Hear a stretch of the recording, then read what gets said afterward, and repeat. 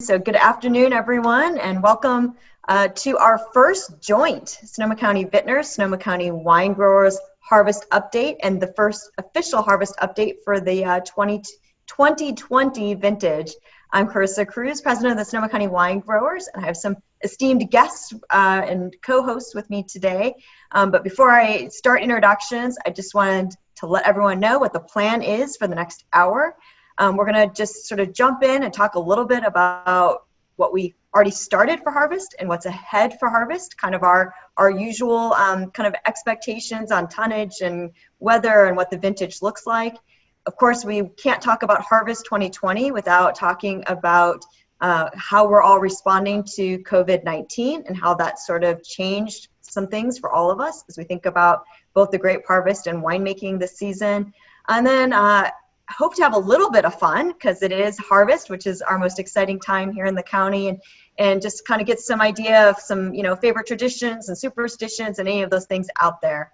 And of course, along the way, since most of you, I think, on the call today and Zoom are locals and part of our great business and wine community, feel free to, put questions in the Q&A or chat as we go. We'll try to keep up and check on those and make sure we try to answer any questions we have as we sort of all join together and kind of raise a glass if it were maybe an hour later and toast the 2020 start of this new vintage and harvest season. So I'm going to turn it over to my friend and co-host, Michael Haney from the Sonoma County Vintners, to do a brief welcome, and then we'll jump right in.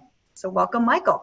Oh, thank you, Karissa. What a joy and pleasure to be here today. I'm just thrilled to be a part of this great event and to be on this fantastic panel with Cameron and Nicole. I mean, you can't start off with two better guests than we have here today to really jump into the 2020 harvest. So thank you so much. I'm looking forward to it, and let's get started. Let's do it. All right. Well, as we know, whatever ends up in a bottle of wine certainly starts in our vineyards. So we'll kick it off with Cameron Mauritson from Mauritson Farms. Thanks for being here today, Cameron. And let's start by just telling everyone a little bit about you, your background, family business. I think a lot of people on the call may be more familiar with your brother Clay. So it's, here you go. Time to meet the grower. Oh, you're on mute. So I'm going to unmute you here. There we go. There you go. All right. Can you hear me now? Yeah, perfect. Thanks. Hi, Cameron. Glad to be here. So many of you may know my brother Clay Moore. He's on the winemaking side of things. I run our farm management company. We farm about 500 acres in Sonoma County and about 500 acres in Lake County. Top to bottom, we take care of all of our own labor, harvesting, trucking. As part of my role in the company is I deal with all of our relationship management, oversee all of our HR and employment, and then obviously the day-to-day operations of running a farming company, which is a little complicated during COVID. So we're just kind of making it up as we go and trying to adapt and change and keep our employees safe. Hey, Cam, before you sign off on the intro, can you just give a little bit of background about your family and brothers and kind of how you got here? Of course, yeah. So my family's been farming in Sonoma County for about 150 years. So I'm the sixth generation. I'm one of five. All of us are involved in some way, shape, or form in the family businesses. So my oldest brother, Bob, and I farm together. My brother Clay runs our winery. My brother Blake's involved in the farming business, but also farms down in the Central Valley. And my sister Courtney is in hospitality with another local winery. So it's we all pretty much live local and keep it local, and this is where we're comfortable. That's great. Hey, Mike, do you want to introduce Nicole? I surely do. It's a great honor to have Nicole here. Nicole is the head winemaker of J Vineyards and Winery. And, Nicole is a California girl. She was born and raised in Carmel. She studied at UC Davis, where she got her degrees in viticulture and enology, as well as I found out, Nicole, you got a minor in Italian. That's right. So we're going to have you do some Italian later on for us. And so forth. Fantastic. That'll be a lot of fun.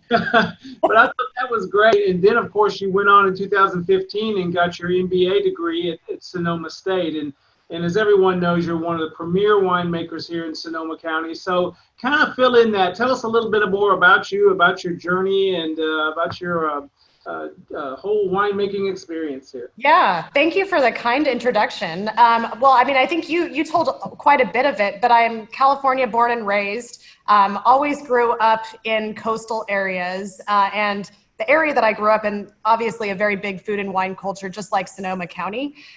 So food and wine was something that I was always interested in while I was growing up. And so, you know, I consider myself, although I'm, you know, first generation wine business, unlike Cam, I consider myself one of those lucky ones who figured out what I wanted to do, you know, right at the time that I went to college and got my undergraduate degree. So from there, I've worked really in wineries all over California, internationally. And I've been head winemaker at Jay since 2015. So, you know, I have the honor and the joy of crafting Jay's sparkling wines, our Pinot Noir portfolio, our Chardonnays, our Pinot Gris. So, couldn't be happier here.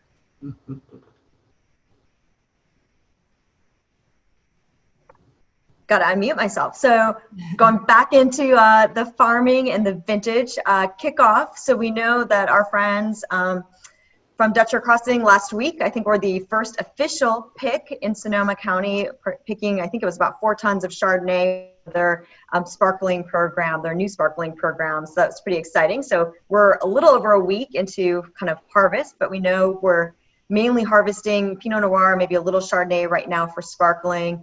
You know, folks are saying it's early, which we know. I think we've been trending early all year, just given the early bud break that happened, light rainfall. But here we are. So I'm going to turn it back over to Cam. Talk us a little bit about what's going on in the vineyards right now. You said you're still a couple weeks away from picking. So what is that? What are you doing now? And talk a little bit about what's ahead for harvest and what does the season look like?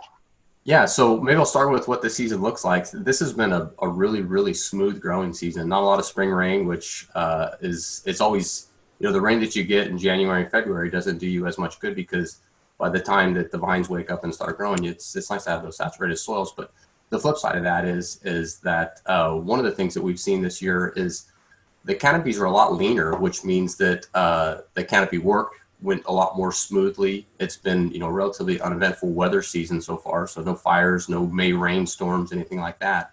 So we've been ahead of schedule all season. One of the things we're seeing with the kind of the leaner canopies is, you know, a little bit lighter foliage, so less lateral growth, things like that. So that's actually been, you know, helpful in cutting costs and passes and wire moves and whatnot.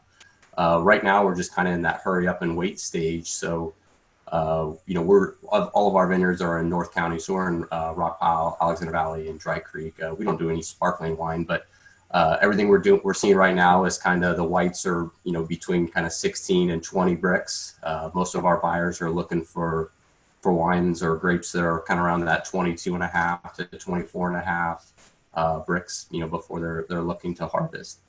And so there's not a lot going on right now. We've got about 95% of the canopy work's done. We're just going to go through and kind of do some final tweaking and color thinning, things like that for some of our higher end reds. And then with the whites, there's always, you know, generally a little bit of tweaking that happens right before harvest with, you know, whether, you know, you're going through to drop second crop, if it's machine harvested and or just kind of catching those last minute issues, just making sure those grapes are in top peak form before they hit the winery.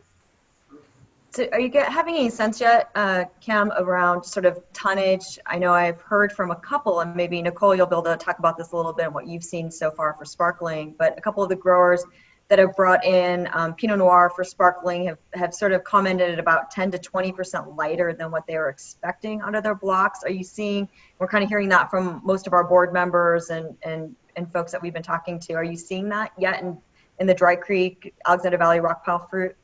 Well, we always have kind of that folklore of trying to figure out what's the crop going to be, and you really don't know until it comes across the scale. But you know, kind of what we're seeing and hearing from the Southern Valley is that it's a little bit lighter, and then, you know, some of the people that have been harvesting sparkling wines already, I think they're seeing, you know, kind of that Chardonnay is off. the thing that's always kind of hard to gauge is, it's like, oh, what is it? Is it off of estimate? Is it off of the 5-year average, or is it off of last year? But, for our numbers, kind of what we're targeting and what I'm seeing out there, Chris, is I think that our crop is about 10% across all varieties off of the 5-year average. So that put a little bit higher, a little bit further off of last year's average, so closer to 15% off of last year's average. But, I also don't know, if it's really fair to start giving estimates till you've been in the business for about 40 years, because there's still a lot to learn, and, it's just an estimate. Right, I know. No one actually knows till it's done, so it's really hard to predict this business. Right. Yeah.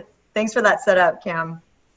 Yeah. Nicole, unlike Cam, who's still kind of waiting here, you're neck deep right now into harvest, and so I'm curious to not only hear what, you're kind of seeing and what you're looking for in the vineyards right now, but then how do you communicate to your winemaking team and your vineyard teams about your plan and your process for harvest? Yeah, no, great question. We kicked things off at Jay this last Wednesday, August 5th, which was not completely out of scope of what we've done over the last several years, but it is on the early side. And so we kicked it off with some Russian River Valley Pinot Noir for sparkling. And so far brought in a little bit of Pinot Meunier as well. We got in our first Chardonnay for sparkling today. So we certainly are off to the races. And, from what I'm seeing out in the vineyards, I'm seeing a lot of really nice, clean fruit. So, low disease pressure, which is great. And just really nice sound fruit. We've seen ripening progress rather quickly over the last, I'd call it 10 days or so. And so we're just trying to stay ahead of it. And especially with some heat coming up, and potentially a slightly lighter crop. Trying to just make sure that we're managing that correctly. In terms of communication with our vineyard teams and within the wineries, we always try to communicate well ahead so that everybody can make their plans. But especially given this year and knowing that there's a lot of uncertainty in the air, we're trying to, go the extra mile to make sure that we're planning way ahead and over communicating.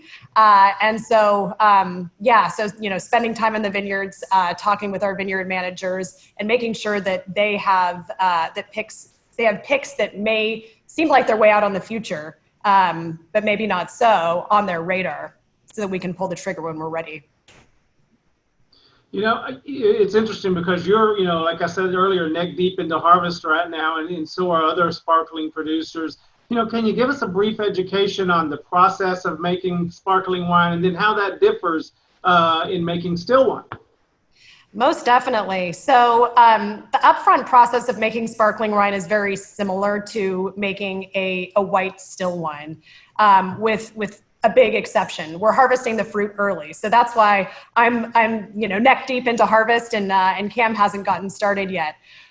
We harvest at lower maturity levels. And at Jay, we're producing our sparkling from Chardonnay, Pinot Noir, and Pinot Meunier. And we're bringing them in at sugar levels of, call it 18.5 bricks to 19.5 bricks, give or take, depending on acidity, flavor, all of those things, versus a still wine where you might be looking at 22, 23, 24, 25 bricks. So acidities are higher, sugars are lower. We're gonna get resulting brighter wine and lower alcohol. And so we make our base wines much like we would a still wine. And then usually in the wintertime, we go into tirage bottling. So we'll assemble our sparkling blends, we'll build up a yeast culture, and then put them to bottle, where they'll rest for at least a couple years, if not a lot longer than that. At Jay, it's a minimum of 2 years, but sometimes up to 7 years or longer. So time is certainly something that's incredibly important with sparkling wine. And then we prepare the wines for bottling, we riddle, disgorge, and then age them for another few months before they get released. So it's quite a process. It's a lot of fun, but many steps involved, and certainly there's the time component. I think that's why bubbles are so fun to drink, because we know there's so much that go into them to release that pop, right? So one of my favorites. We did have a question. I think we're just going to field them because it kind of relates to the winemaking and grape growing. But there's actually an ag student who asked, how do winemakers plan to implement water conservation this year? And maybe start with Nicole, water conservation for you, and maybe Cam, just talk about sort of water use in the vineyards now and as sort of post-harvest. We'll start with Nicole. Yeah, so when we're talking about our vineyards, we're irrigating really only as needed. So we're taking note of the vines and the growth, water needs, and then really only delivering the water that's needed out in the vineyards. And then, as always, we've done a lot of work over the past few years in the winery in terms of conservation within the cellar and ensuring that we're not using more water than we need to. Cam, any additional thoughts on water conservation and use? Yeah, no, I think the one thing I would add is, we've got a lot of tools as grape growers to make sure that we're irrigating as little as we need to kind of to get the grapes to their optimal ripeness. So we implement pressure bombs and neutron probes. And then I think, the most important and effective thing is just, producing balanced grapevines year in and year out. And if you can produce balanced grapevines that have kind of optimal shoot length and kind of pounds per vine, then you're really doing most of the work right there. And I think some of the other things that is just kind of an evolution and a long-term process of farming is just making sure that you're taking care of your soil, because if you got great water holding capacity, you've got strong nutritious soils, and you're giving back as much as you're taking, that need for water is quite a bit less, because you've got kind of optimal conditions for retaining water and growing balanced fruit. That's a great point. And I know there was a question in the chat talking about COVID and labor, and those are actually our great transition to our next two topics. So I did want, since we do have a lot of wineries and growers on the Zoom today, I wanted just to take a chance, I think, for Michael and I both, just to talk about kind of how our organizations are working through this and providing some resources. And then we'll turn it over to both Cam and Nicole to talk a little bit more specifics, kind of boots on the ground. So I know for the wine growers, and with Michael, we sit on a number of ag stakeholder calls. I think it seems like Michael and I see each other in boxes on Zoom, Brady Bunch style, a lot during the week, a number of times. And so we do calls and stakeholder calls for agriculture, wine, tourism, et cetera, with our county supervisors. That's about every other week. And then we do participate in a weekly call with our public health officer, with Dr. Mace in the health department. And that's just been really good for our organization, Vintners, to sort of stay connected with what's going on with COVID-19. To be able to have a two-way conversation in terms, I know there's been some frustration with the turnaround time on testing and access to proper testing that comes up. And so we are in touch. And I would just say, if you do have questions on that or need those kind of resources, feel free to reach out to either one of our organizations, and we can help get you that information or make those connections. In addition, I think both of our organizations have been working really hard to get resources out there. For the grape growing side, we rely heavily on Cal OSHA to provide those specific requirements and training and safety ideas, along with the California Public Health Order and obviously our Sonoma County Public Health Order. So we have resources in both English and Spanish on our website for sort of the farming side of what's going on. And then in addition, through our foundation, work with the Grape Growers Foundation to support the farm worker community.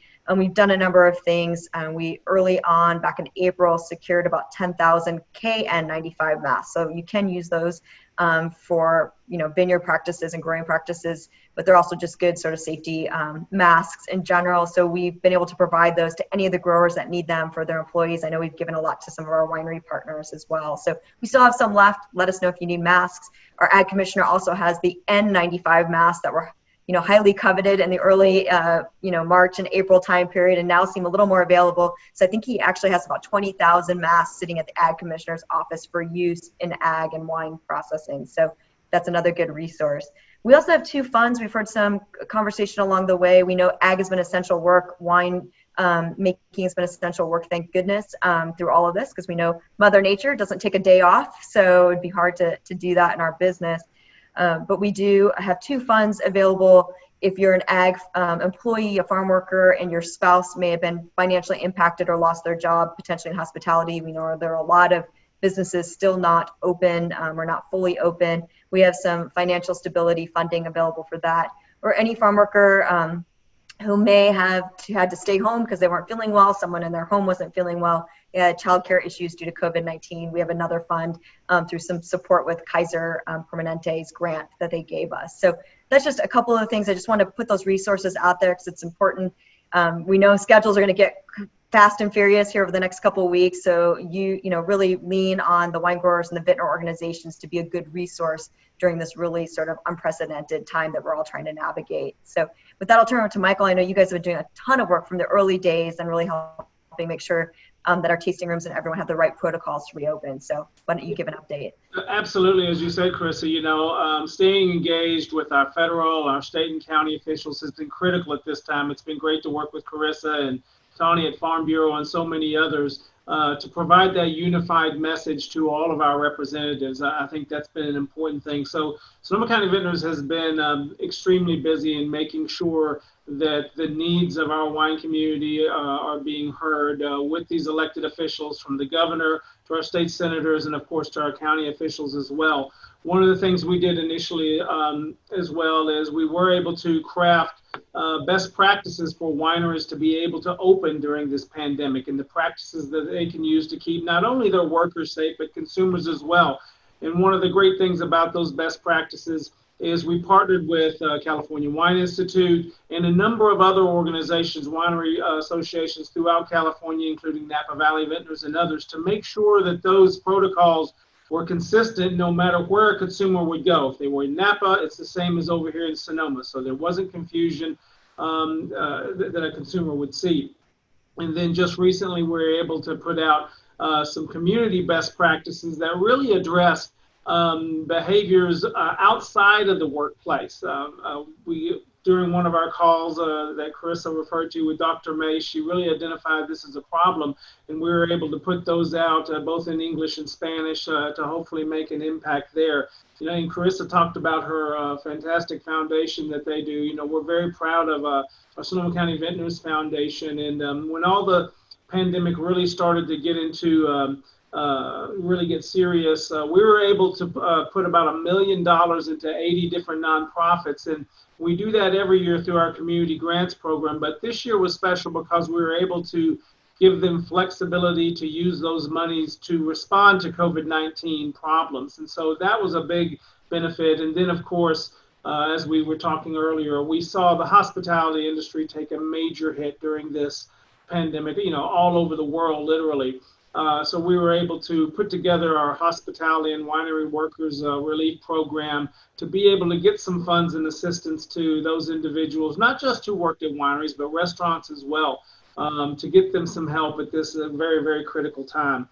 And we're also working on some issues that we hope to announce soon regarding testing and other things as well. So, I think it's been a joy and a real honor to work with not only our winery and grower partners, but others here in Sonoma County, including some of our elected officials, to address this head on and to come at it from a unified front. Yeah, and I know, all of our winery and grower partners have been really focused on training your employees and providing those mechanisms. Michael, maybe we can just turn it over to Nicole and Cameron for a minute to just give us a sense. Cameron, we'll start with you in the vineyard, since again, keep going back to starts with the grapes. But what kind of different protocols have you had to put in place or considerations for harvest this year and all of harvest this year since March in terms of dealing with COVID-19? Yeah, first of all, I just want to say thanks to you guys for taking the leadership both at the county and the state level. You guys have been incredible resources, as has Cal OSHA, among others. But thank you guys for that, and Tony over at the Farm Bureau. It's what a fun thing to be doing all day, every day, right? Which is kind of what I feel like we're doing in the vineyards is just having conversations, having protocols, and more meetings, smaller meetings. As we're trying not to group our employees together and keeping them in smaller cohorts, and all while just trying to reinforce the messaging of what social distancing is, why it's important, wearing the masks, even if you're wearing the mask around people that you live with. It's it's not as much about for me. What I tell my employees is I'm not wearing this for my safety. I'm wearing it for everybody else's. And I think as long as everybody kind of respects that, hopefully we can kind of work towards, something that's a little bit more sustainable in the long term. But, some of the protocols that we're putting in place is, and the difficult things, and is especially like around water, right? Is, when you're going and blowing hand harvesting and you've got, a water jug that's servicing, 8 people, at least we used to in the past. It's, well, what's the best way forward there? Is that, can we do that, or do we need to move towards individualized plastic water bottles and make sure that, that people have, options and that they feel safe? Because ultimately, if people don't feel safe, then, then we're creating other issues, that we're going to have to deal with down the road. So, some of the things we're worried about is water, and then he dealing this with, trying to wear masks while these guys are, busting their backsides, picking grapes. And we all know how hard everybody works this time of year, and how much confusion gets created once we get kind of into the thick of it. So those are some of our big concerns. And then also is, looking at the different places where we're interfacing with, whether it's contractors or with wineries and things like that, is, it's a lot of, like our, on the logistics side of things, trucking, is making sure that, that we're respectful, know and understand what everybody's protocols are at the wineries, then that we can disseminate the information and just try and make sure that we're a good partner to our clients. But I think, it's just over communicating and communicating often is what we're trying to do to make sure that we, know and understand what everybody's concerns are and how we can kind of keep everybody healthy and safe. And Nicole, safety has always been a high priority for our growers and vintners, even before a pandemic hit, especially during harvest time. So in particular, related to COVID-19, what are the wineries doing? What are you guys doing to help mitigate some of this? Yeah, like so many others, we've had to work quickly to adjust our business protocols and all of our safety measures to address the COVID-19 issue. And so, while a lot of things have changed, safety and the precautions that we're taking within the winery most certainly haven't. We've implemented mandatory wellness checks. We've done a lot of employee training to understand symptoms. If you walk around the winery, you will find all kinds of touchless hand sanitizers, lots of cleaning supplies. Everybody's been trained on cleaning in and cleaning out in any type of workstation that they're in. Of course, the social distancing, all of the PPE. So we're employing all of those things. And I think additionally, harvest is a time where, I think anybody who's heard of harvest time in a winery or in the vineyard, you hear of that round the clock type of work ethic and, some really long days. And on day 5, you're okay. On day 20, you're getting a little tired. And on day 40, you're getting really tired. And so we're working really hard to ensure that everybody's getting time off and time away to rest up, and is also recognizing some of the signs of exhaustion and being tired, because some of those symptoms might go hand in hand with COVID, and we want everybody to recognize how they're feeling, take assessment of it. If they need time off, great.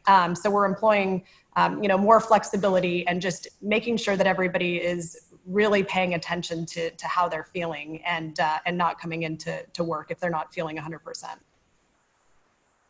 Yeah, and Nicole, I think that's such an important point, and it kind of goes to the next point of the conversation, which is just around labor availability and shortage. So obviously, in taking all these precautions, so labor in general has been tricky, especially for our growers for at least 10 plus years now. So I know people like to say, well, is labor a problem this year? I was like, well, when hasn't it been a problem? At least since I've been around in this business, it's been an issue of some sort. So you have that normal sort of labor dynamic, and then you obviously have COVID, where on any day you might have folks staying out, rightfully so, because they don't feel well, or someone in their household doesn't feel well. So it provides that another whole overlay of kind of logistics challenge and harvest challenge. So maybe going back to Cameron, just a little bit, like, have you seen an increased labor issue this year? Do you have what you need for the the vintage and all the picking, or kind of what are you seeing, and any impact?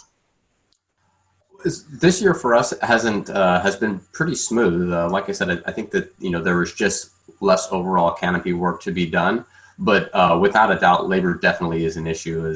I think unfortunately my feeling is it's not if, but it's when. When is this thing going to hit us closer to home? We've been fortunate not to have any issues within our company to this point, but it's with where testing's at and kind of a lot of the unknowns out there. We're definitely concerned with what happens if we get somebody gets sick within our company, and how do we ensure other people's safety and those types of things, and what's our plan B, right? I mean, last year it was all about PS, and plan B was a generator. Yeah. We don't, that seems a lot more simple, in hindsight now that we're dealing with COVID. But yeah, I think, just kind of going back to some of the things that, that Nicole was talking about is kind of that safety and sanitation and cleaning out. We're checking people's temperature. Unfortunately, we can't do that, but we're asking our employees to do that twice a day, and making sure they've got the resources to just kind of see those signs ahead of time, and hopefully we can kind of heat off any kind of a labor crunch due to sickness. But so far, we haven't seen the issues with labor that we've seen in the past, so it's been relatively smooth. Yeah, and Cameron, you guys don't use any of the H2A labor, do you? Don't yet? No, we do. Yeah, so we started in 2017 with H2A, so we've kind of graduated into that. And I think that's been a huge blessing for us, is having kind of that seasonal labor. But additionally, one of the things that, as we started planning for that, is we started planning for the 40-hour work week. So we built the housing that we were going to need come 2022. So with that, some of the other things that we've put in place are, just making sure that we've got quarantine housing. So if somebody does get sick, whether they're living, with their families or whatever, that we can, keep everybody's families safe by making sure that people got a place to go if they need to. And I think, that's something that, it's certainly been a luxury for us, and we really hope that we don't need it. Yeah. And you didn't have any issues. I know early on there were some growers, because it's not just your family, but others that rely on the H2A program. There were some early concerns that when the pandemic hit that might be an issue, but I haven't heard of any issues, and I assume your process went pretty smoothly as well. Again, we were fortunate there as well. We brought our employees over in early February, and so that was kind of before the lockdown happened. It's never without, a hiccup or two, but, we've just kind of become accustomed to that, and, just kind of, bounce along the way, and it eventually happens. Yeah. Thanks. So maybe back over to Nicole. Michael, do you want to? Yeah, absolutely. Nicole, first of all, I want to get a little bit into, as Cam mentioned earlier, some of the public safety power shutoff issues that we experienced last year. But any labor thoughts from your end and wineries' end? At Jay, we've been actually incredibly fortunate this year to have a good amount of staffing and labor on hand. We've had a lot of returning seasonal employees from prior vintages. So the experience level is good. We've got the people and the skill set that we need. As of now, we're looking really good. But like I said before, we're trying to plan for the unpredictable and some of the uncertainty that may come.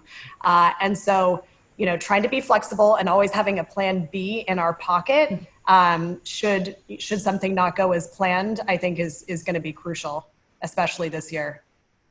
Absolutely. Yeah, very well said. And we talked about the public safety power shutoffs, as Cam said, boy, that doesn't seem like it was, now we're dealing with pandemics, versus that. But I'm curious, we're likely to experience some of those as we get into the fall and so forth. So, what are you both doing to prepare for that? And maybe what lessons did you learn from last year's events as well?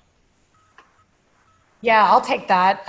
So, from what we've learned, business continuity is absolutely essential. And what we found out is that working together as a team, so really collaborating, so myself collaborating with our operations and seller manager, along with our engineering team to ensure that we can continue to operate should there be a power shutoff, has been crucial. So, keeping a line of sight to what we think might come and not getting taken by surprise by a power shutoff, and really trying to plan around that. And then also having a means to be able to cut over in a quick and easy way, so that, with all the busyness that harvest brings, being able to have operations happen more smoothly, should, in the event of a PSPS event, has proved to be pretty crucial for us. And so I would say communication, collaboration, and planning ahead were the key learnings. Cam, any thoughts from your end? Yeah, I mean, one of the things that we also do as a business is we process about half the grapes we grow into wine. So, this was an issue for us last year in that, when the power shutoffs happened, if some of the facilities didn't have that backup generation source, it jammed us up in the field. So, just really trying to make sure that we've got kind of contingency plans for whether it's PSPS or whether it's COVID. It's just making sure that, that we know that, hey, we're gonna have to be dynamic and fluid if things change, and just make sure that our partners are kind of prepared for that and doing everything we can to help them prepare for that. So, not a whole lot to add there, Michael, but, there's a lot of really unpredictable things, and it's just trying to make sure we've got our I's dotted and our T's crossed for the unknown. Absolutely. I would also say that the past few years in Sonoma County have conditioned all of us to expect the unexpected and to be ready to tackle any issues as they arise. So, I think we're all ready for it. We're ready for anything. We're galvanized, right? Yeah, yes. Kind of on that note as well. And it goes back to the 17 fires all the way up here to the power shutoffs. What we saw, and I know Karissa saw it in growers as well, the extraordinary, it was so inspirational to see how winery neighbors helped winery neighbors and so forth. Back in the fire days, if your winery was threatened but you had fruit coming in, we had so many wineries offering to process that fruit. Last year during the power shutoffs, we saw so many wineries saying, hey, we can keep that fruit cold for you until your power comes on. There's so many different partnerships like that. And it's just inspirational to see how the Sonoma County wine community comes together year after year and after event after an event. Yeah, it's so true. I mean, it is one of the things that I always say is so special about Sonoma County and everyone that's a part of this community that's tuning in. I mean, I think you all know it firsthand. It's probably why you're here growing grapes or here making wine, because it's that sort of, this, I always say it's the secret sauce, right? It's like the secret sauce of Sonoma County is our people and our community and those relationships that have either started first generation Nicole here or multi-generations have been around, where we know we're all, your bodies are buried, Cameron, because we've had your family around for a long time. No, I'm just kidding. So, which is a perfect segue. So let's move off. And obviously, if you have questions for any of us or the organizations, please put them in the chat, the Q&A. We keep checking that. But I want to move into something fun, because really, we've talked logistics, we've talked pandemics, we've talked fires and power shutoffs, but we're all in this business because we love it, right? We love harvest, we love making wine, we love growing grapes. And so let's have a little fun, and want to start and throw out to both of you. And I'm going to switch it up and go to Nicole first. So we'll go to the winemaker first, but just to talk about, do you have a favorite harvest memory, or what was your best year, vintage, anything like that you'd like to share? Yeah, 2015 really stands out in my mind as one of my favorite harvests. It was my very first harvest at J. So I was working with a new team. We were all getting acquainted, and of course, I was getting acquainted with all of our vineyard properties across Russian River and Sonoma Coast. And so it was really a year of learning, camaraderie. We had some really fun late nights here at the winery when operations went longer than planned, and the whole team was here together, and it was really a time that we got to know each other, better than any other time of the year. And so for me, that's what I love most about harvest. It's a time of being together and just teamwork. Any specific memories for you, Cameron? I think it's always kind of the flying by the seat of your pants, kind of last minute deals that always happen during harvest. I see, I won't share his name, but I know that the client is on the call right now, but we had one where, we had a negotiation that we were working on, and it never kind of came to fruition. And so we went ahead and picked the grapes, and then the client called and said, "Hey, can we still make that happen?" I said, "Well, we already picked the grapes." He said, "Well, when?" I said, "Well, about 20 minutes ago." He said, "Why don't you just send the truck over here and we'll sort the paperwork out later." And so that was kind of something that I feel like those are the kind of stories that my dad talks about and that we don't really get to experience in my generation. But that was kind of a favorite harvest memory of mine. And then, if I had to choose a favorite vintage, for me, it was 2016. 16 was, the market was good, the crop was good, and everything went really, really smooth. So that was a favorite vintage of mine.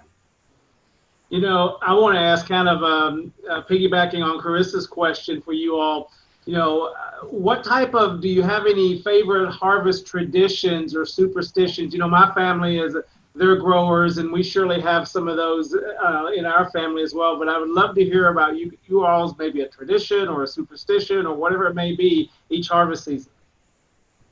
Yeah, sure. So at Jay, we have a small little Pinot Noir block. It's kind of a clonal demonstration block that's right out in front, and it's called Teardrop Vineyard. And each vintage at the beginning of the season, our cellar crew, our tasting room staff, winemaking, the lab, we all get together and we harvest it together. So it ends up being a really fun morning and kind of a nice kickoff somewhat early in harvest. And then each year we do something different with it, something fun. So last year we made a sparkling base out of it, but we did a native fermentation using carbonic maceration. So that was fun. This year we're going to make a little what we're calling J Nouveau. So we always do something fun, and then give the crew the opportunity to taste it later. So that's a lot of fun. And then of course there's, since we are a sparkling house, we always raise a glass at the beginning of harvest with the first load of grapes. And in some vintages, I tend to savor a bottle as well, just to kick off the festivities. So yeah, those are our traditions. Cam, how about you? We've got a lot of the same ones, but I'll just leave you with one kind of quirky one. Because I think it is maybe specifically quirky. Is our family kind of superstition is you can't light a fire in the fall until all the grapes have been picked, and that was particularly precocious last year as we were kind of in PSPS and the power was out and it was 30 degrees in October, and we're kind of huddled in a quarantine zone, and it's like, we just bust the superstition and light a fire, but that probably would have been frowned upon in addition. But so that's kind of our funky superstition is no fires until the grapes are in the barn. That's pretty cool. I like that. So we did have, I'm gonna run the fun, but we did have a couple questions that came in to us via email, actually for some growers. So I'm gonna switch gears and then we'll bring it back with the last fun question to close this out. So the question was just around, we know it's a tough grape marketplace. We know it's a tough marketplace. So it's a tough marketplace for our wineries. It's a tough grape marketplace for our grape growers. And, they were just looking for any sort of suggestions and brainstorming ideas of ways to sort of ensure that all the grapes get picked and have a home. And I know, and they mentioned in their email, but if folks don't know, we did. So if you're a Sonoma County winery, you can ignore this messaging, but there are thousands of wineries, as you know, outside of Sonoma County. So we did a large outreach and sort of marketing program to all those wineries outside of Sonoma County, both within California and outside of California, encouraging them to support buying Sonoma County grapes. So we've been doing a lot of activation on that through the wine growers and sending folks to the grape marketplace that sits on our website. So I'd just say, if you're out there and you have grapes, please get them listed on the grape marketplace, because we continue to foster those relationships with other wineries with the hopes that we can continue to have a home for the grapes. I know there are other custom crush facilities that are offering sort of grower bulk wine programs.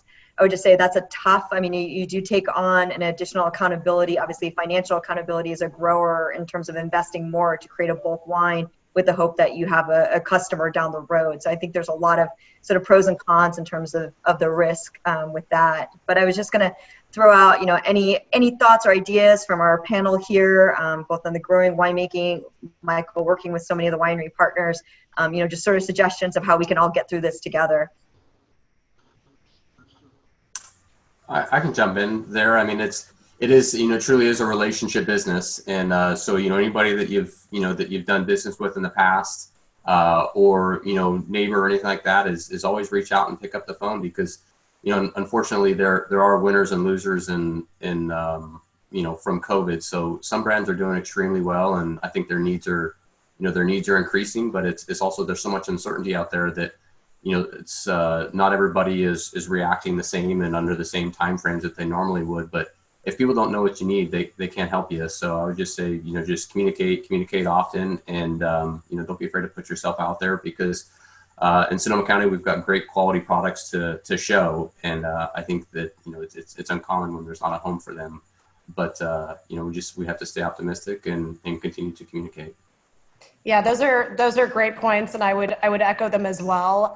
There've been some aspects of the wine business that have been really thriving over the past few months, and so as wineries start to be able to get a better pulse on what their demand is, there may be some changes out there as well. So I think communicating with neighbors, communicating with partners in the industry, is the best bet here.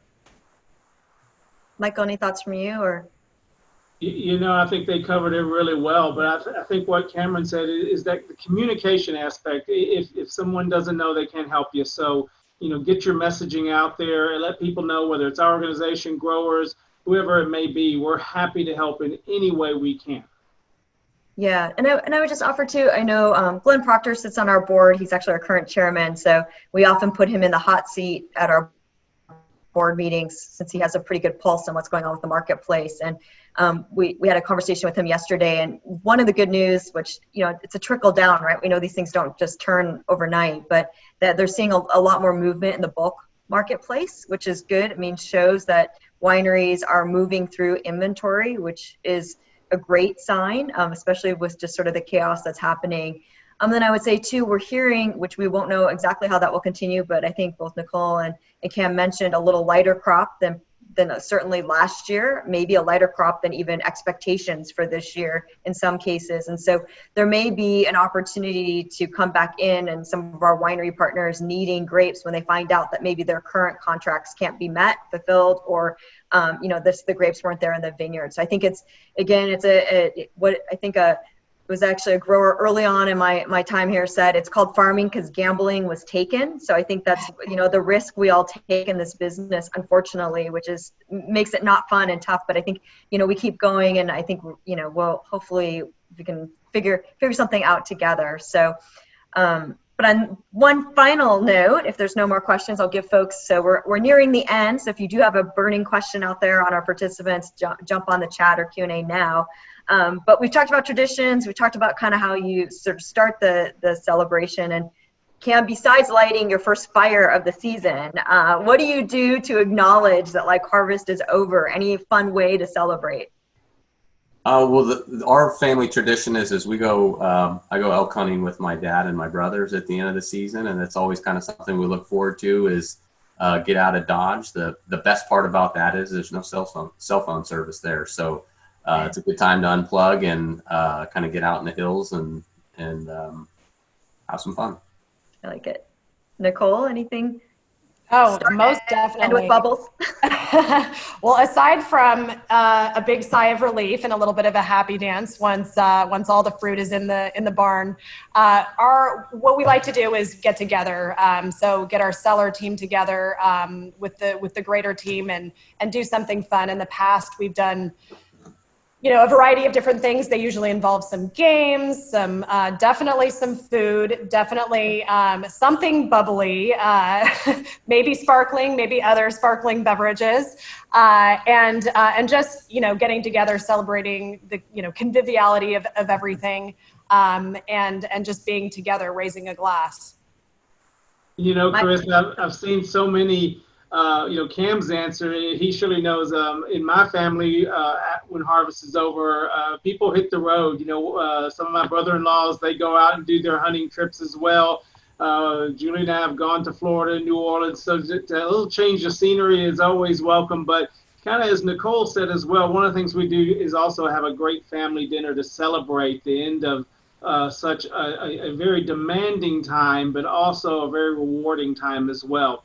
And to be appreciative of what, the earth has given us and what we do here in Sonoma County. So it's kind of a very thankful time as well. And, I see that with the family component here in Sonoma County and with harvest. It's really inspirational to see how the different families celebrate and move forward each year. Yeah, I have to say now that I'm, marrying a local farmer, I'm happy to sleep through the night again and not be awake at 1 a.m. for night harvest. So that's my celebration. Is a full night of sleep is like glorious, right?